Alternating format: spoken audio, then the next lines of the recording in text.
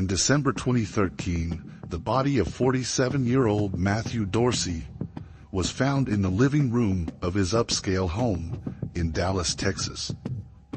An investigation would uncover the tangled and shocking web of betrayal between Matthew, his wife Rachel, and their pastor Lucas Grayson. In mid-2012, at the Harvest of Hope Church, a series of events began that would escalate into secrets, scandal, and a deadly confrontation that shattered a family and left the city reeling. December 25, 2013, began like any other festive morning in the affluent suburbs of Dallas, Texas. The Dorsey family home, a sprawling, tastefully decorated estate tucked behind wrought iron gates, was alive with the sounds of Christmas. The crackling of a fireplace, the rustle of wrapping paper, and the distant hum of holiday tunes. But beneath the facade of holiday cheer, tension simmered, threatening to boil over. By the time the clock struck 7:15 p.m., the home would be the epicenter of a crime that would shatter the illusion of the perfect family. The 911 call came in at 7:18 p.m., a frantic voice barely coherent. The dispatcher pieced together enough to send officers to the scene immediately. When the police arrived at 7:25 p.m., they were met by an unsettling stillness. Inside the grand living room, Matthew Dorsey, a prominent real estate developer, lay sprawled on the floor. His chest, once the proud and towering figure of a self-made man, now bore the unmistakable mark of a gunshot wound. Blood had seeped into the cream-colored rug, the contrast both horrifying and surreal. Hovering over him, holding a revolver that still carried the weight of its deadly purpose, was his wife, Rachel. Her trembling hands and tear-streaked face painted the picture of a woman on the brink of collapse. The Christmas dinner table told another story entirely. Extended family members, some mid-bite, were frozen in shock.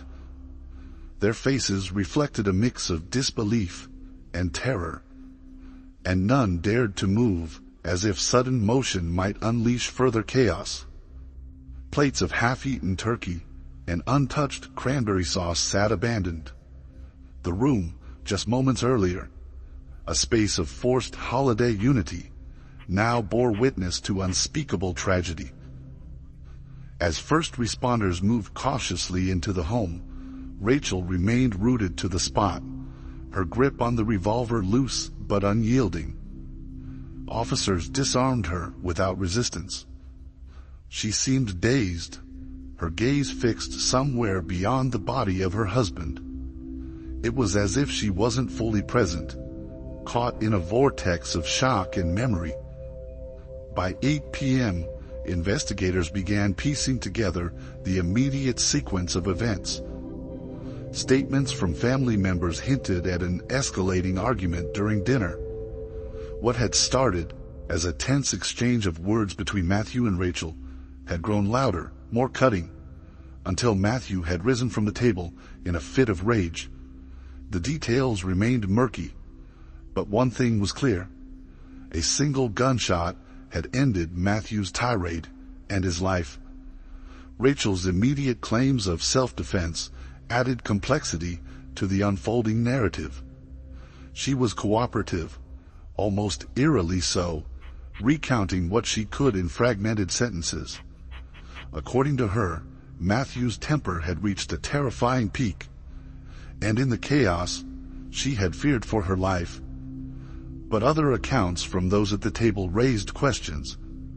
They spoke of Matthew's reputation as a domineering husband, yes, but also noted Rachel's uncharacteristic calm before the gun was fired. It was a moment of quiet amid the chaos, like the still air before a storm. Forensic investigators combed the scene late into the night. The revolver Rachel held was identified as one Matthew kept in a locked drawer in his study, a detail that led detectives to wonder how it had ended up in her hands during the heat of the argument. The placement of Matthew's body also raised suspicions. He had fallen backward, suggesting he might have been retreating rather than advancing when the shot was fired. These inconsistencies began to cast doubt on Rachel's initial story. By December 26th, news of the incident had already made its way through local media outlets, igniting public speculation. The Dorsey family had long been a pillar of the Dallas elite. Matthew was a towering figure in the real estate world, known for his aggressive business tactics and luxurious lifestyle.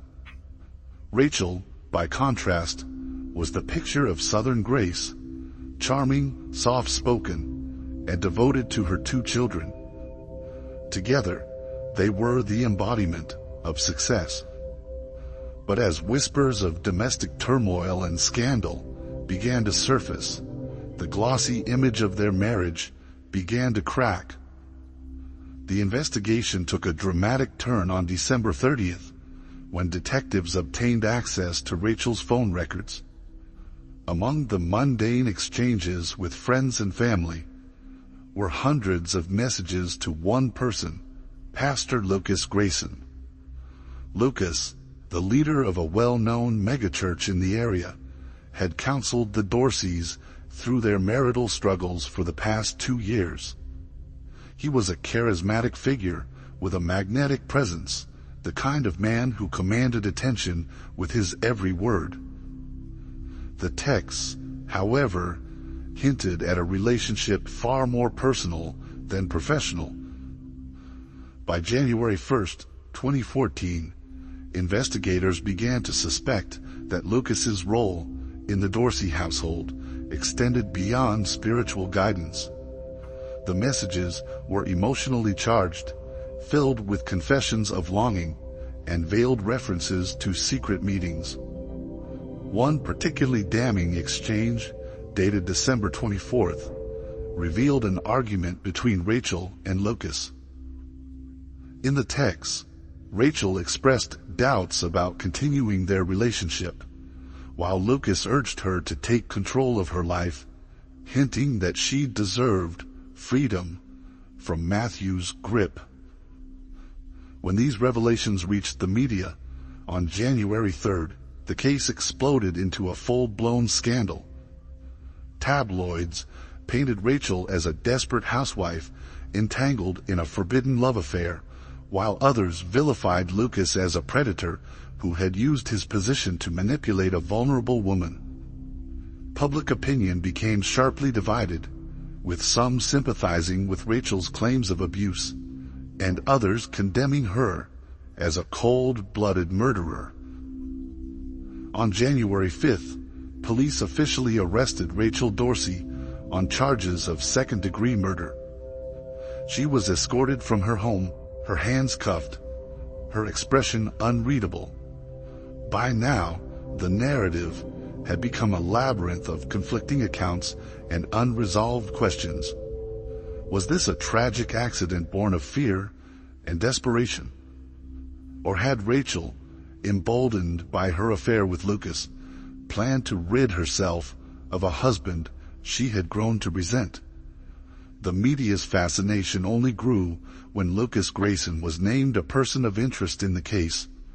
He denied any involvement in Matthew's death, insisting that his relationship with Rachel, while inappropriate, had never been more than an emotional connection. Yet his demeanor during interviews raised eyebrows. There was a guarded quality to his words, a calculated tone that suggested he was hiding more than he was admitting. As January unfolded, investigators worked tirelessly to untangle the web of lies, half-truths, and shattered trust that surrounded the Dorsey family. The evidence against Rachel was mounting, but the deeper they dug, the more questions emerged about the role Lucas had played in the events leading up to Christmas Day. The stage was set for a trial that promised to reveal the darkest corners of a seemingly perfect life. Rachel Dorsey's life had been a picture of contrasts, what the world saw and what she lived behind closed doors. From the outside, her world gleamed with luxury. She lived in a sprawling mansion in Dallas, drove an expensive car, and had 2 children who attended the best private schools. Her husband, Matthew Dorsey, was a titan in real estate, known for his ability to close multi-million-dollar deals with ease. But beneath the surface, Rachel's life had become a prison, one where the bars were built out of her husband's perfectionism, his control, and his temper. It was December 24th, 2013, and the pressure of the holidays weighed heavily on Rachel. Every Christmas had to be perfect. Matthew demanded it. He wanted everything to impress their guests. The towering tree in the living room, the elegant table setting, the flawless 4-course dinner. Rachel was expected to handle it all, to play her role as the gracious hostess, no matter how broken she felt inside.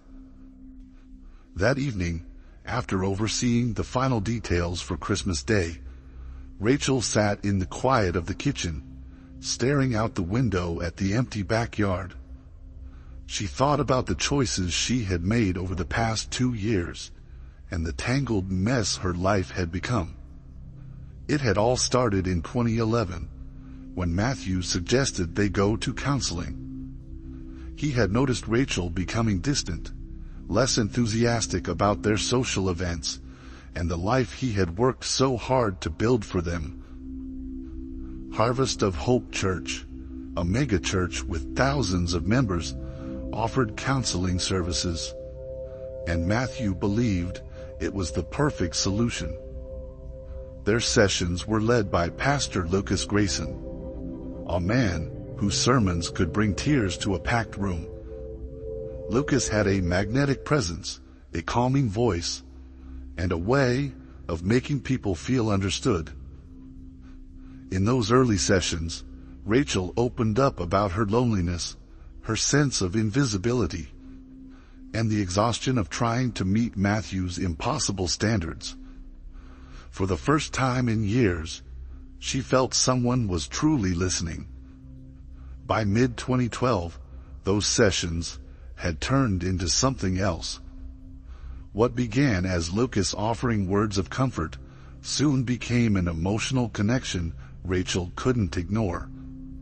He would send her messages late at night, asking how she was feeling, telling her she deserved happiness. Rachel found herself drawn to him, his attention filling a void she had long ignored. Lucas justified his actions as a spiritual connection, something deeper than the boundaries of traditional morality. Rachel believed him. She wanted to believe him. Matthew, oblivious to the true nature of their connection, welcomed Lucas into their lives. He saw the pastor as a stabilizing influence, someone who could help Rachel find her footing again. Lucas became a trusted family friend, often stopping by the house under the guise of checking on their progress. He charmed their children, Sophie and Will, and even joined them for family dinners. But beneath the surface, Rachel and Lucas were growing bolder.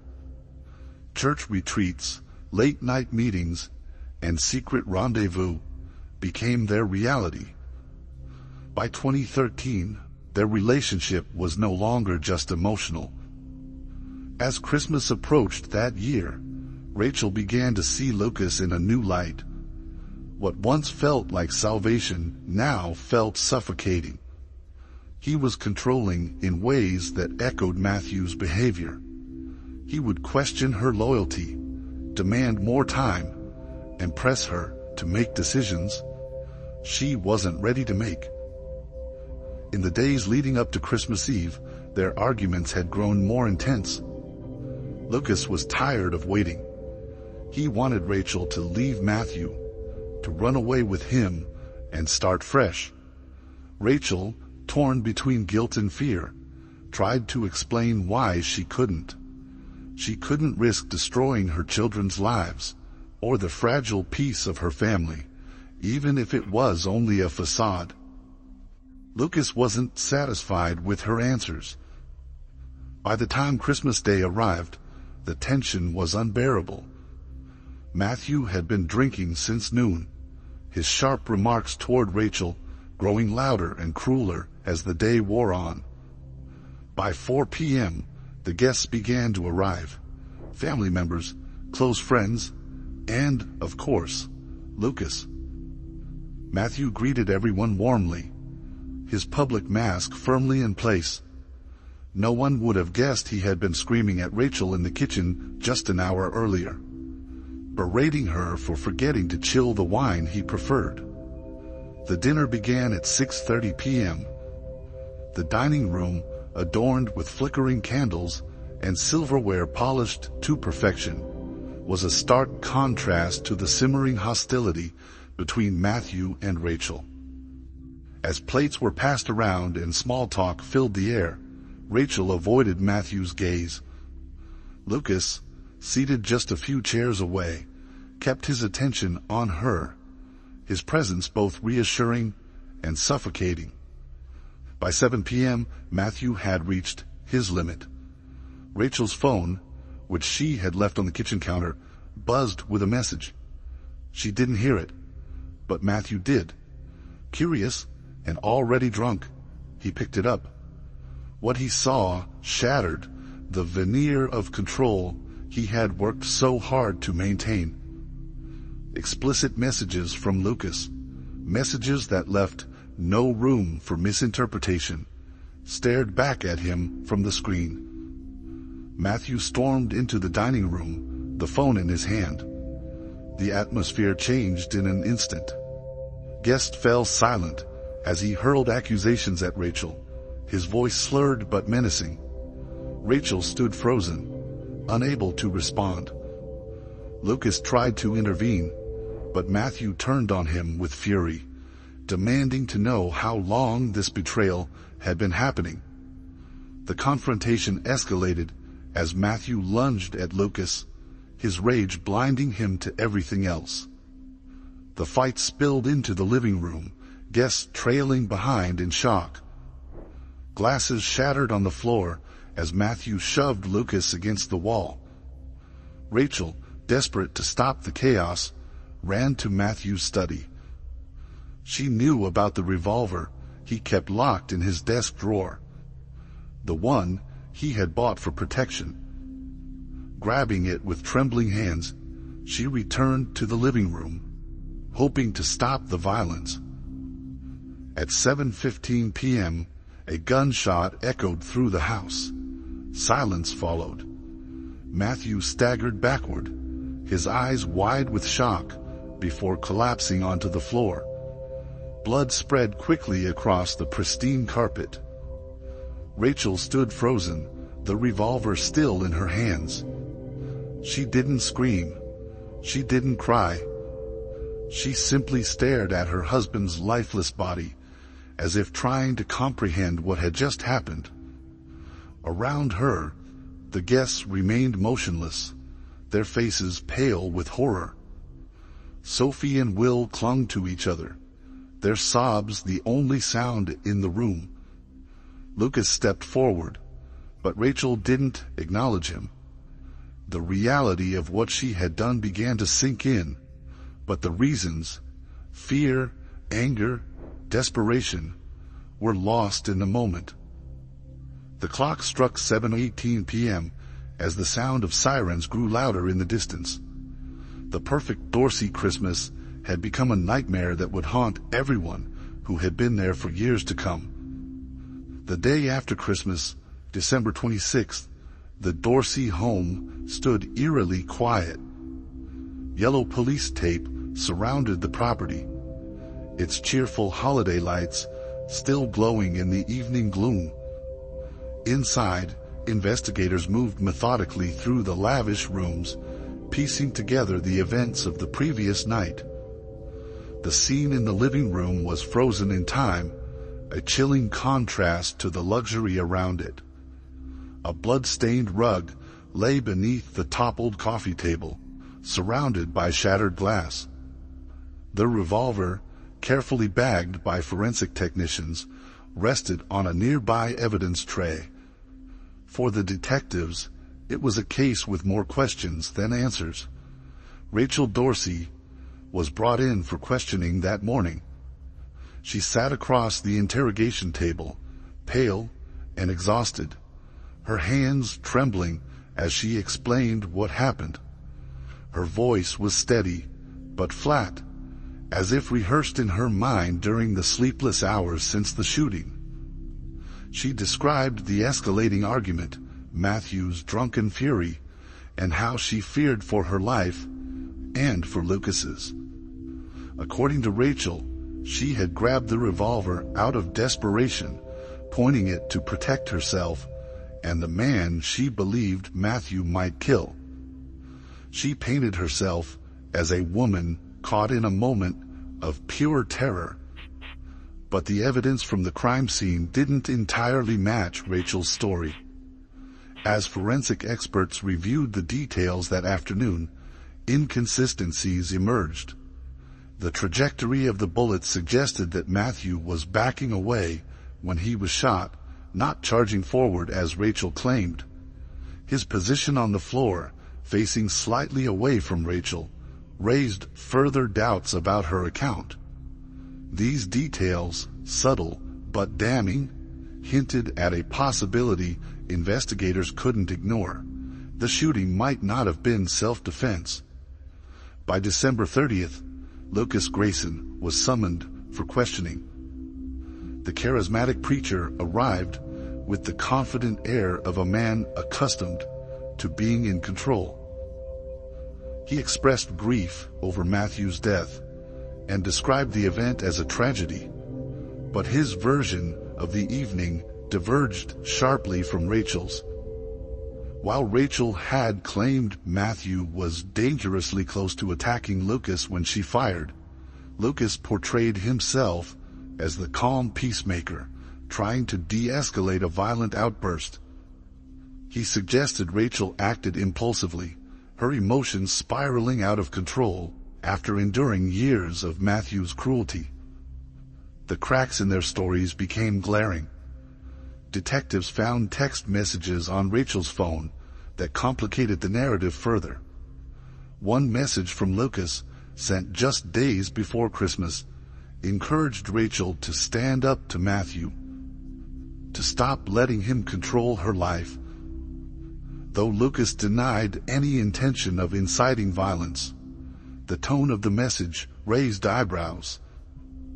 It was difficult for investigators to ignore the subtle pressure in his words, especially when viewed in the context of his close, secretive relationship with Rachel.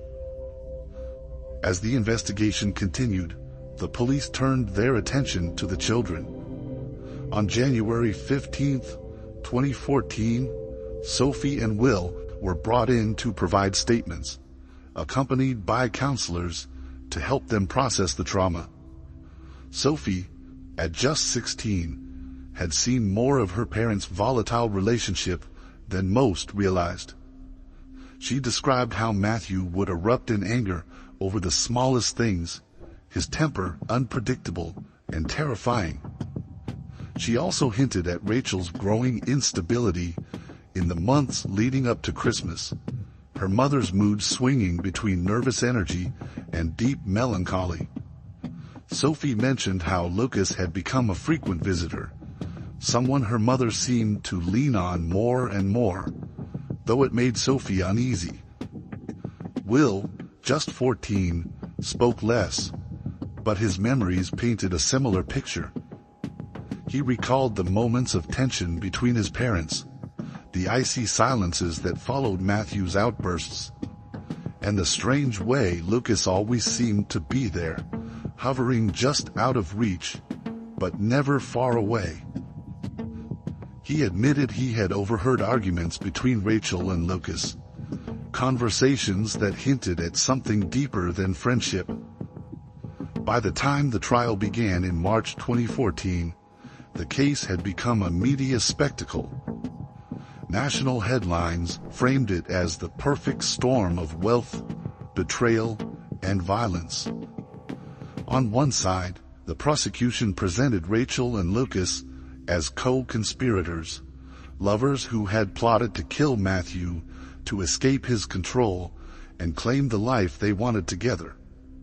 On the other, the defense painted Rachel as a battered woman pushed beyond her breaking point, with Lucas's involvement being nothing more than a tragic coincidence. The courtroom was packed as flashbacks and witness testimonies unraveled the layers of the Dorsey family's dysfunction.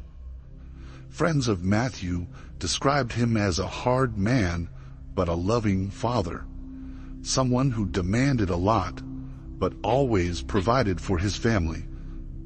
Others painted a darker portrait of a controlling husband with a quick temper, prone to drinking too much and lashing out. Rachel's friends spoke of her isolation, her unhappiness hidden beneath the polished image of a perfect wife. They recounted moments where she confided in them about feeling trapped, unable to leave Matthew because of his power and influence. Lucas's history came under scrutiny too. Female congregants from his church testified about his boundary-pushing behavior, flirtations disguised as spiritual guidance, late-night calls framed as pastoral care.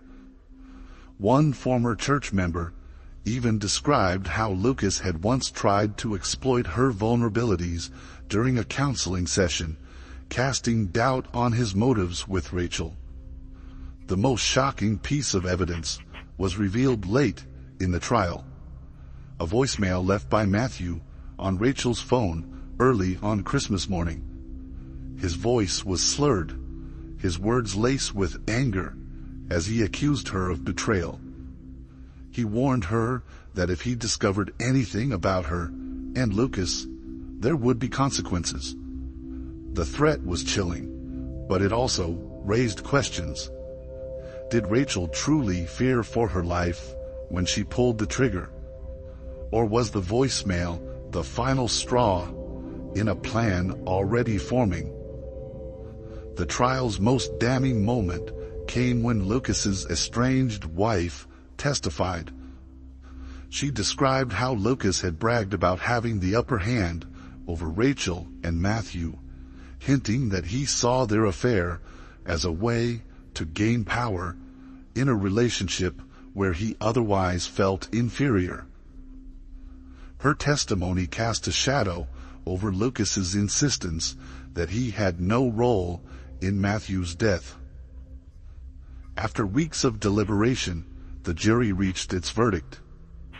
Rachel was found guilty of manslaughter, sentenced to 15 years in prison with the possibility of parole after 7. Lucas was convicted of coercion and obstruction of justice, receiving a 10-year sentence. As the sentences were read, Rachel sat motionless, her face betraying no emotion.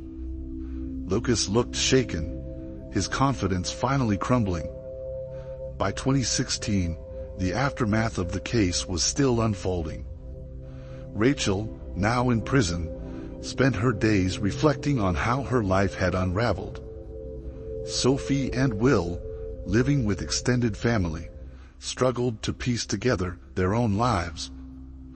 The Dorsey mansion, once a symbol of success, stood abandoned, a haunting reminder of the lies, betrayals, and violence that had destroyed a family. Lucas, behind bars, began writing a memoir, blaming his actions on the devil's influence and casting himself as a man who had simply lost his way. The legacy of the case lingered, a cautionary tale of love, power, and the dangerous choices people make when pushed to their limits. Make sure to like and subscribe so you don't miss out on our daily updates. And be sure to check out another insane case we have, the one where a toxic relationship with husband leads to affair and pregnancy. Don't forget to let us know your thoughts in the comments section below.